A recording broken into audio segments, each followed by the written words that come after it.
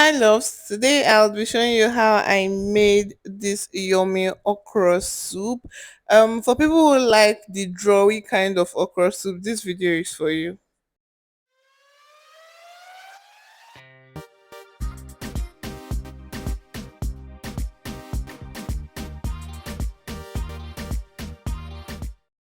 For this I use goat meat and chicken. So the first thing to do is to season the meat with salt, seasoning, onions and scotch bonnet, and then I let that simmer. I let it cook in its own water for some time before I added in some water, as you can see on the screen.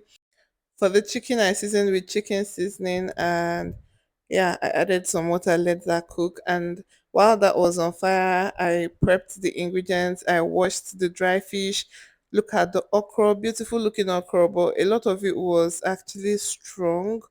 So what I did was to cut the really soft ones, and then for the strong ones, I set them aside and I blended them, and that is what made this okra very drawy. When the goat meat was soft enough, I put in the dry fish, I put in the chicken with its stock and palm oil. I put in some crayfish, a lot of crayfish actually, and I put in Cameroon pepper, Scotch bonnet. The list of all ingredients will be in the description box, and I let that cook for some time. And then this is the blended okra I was talking about.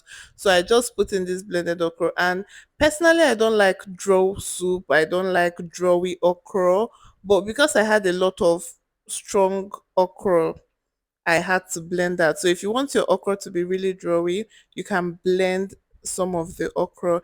And after that cooked for some time, I put in the chopped okra. I put in the ugu leaves. So what I normally do is that when I put in leaves, I do not stir immediately. I just cover the pot and allow it to steam for about a minute before I open it up and stir everything together.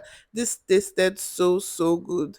So yeah, if you want to get drawy okra, you blend some of your okra. Thank me later. Bye.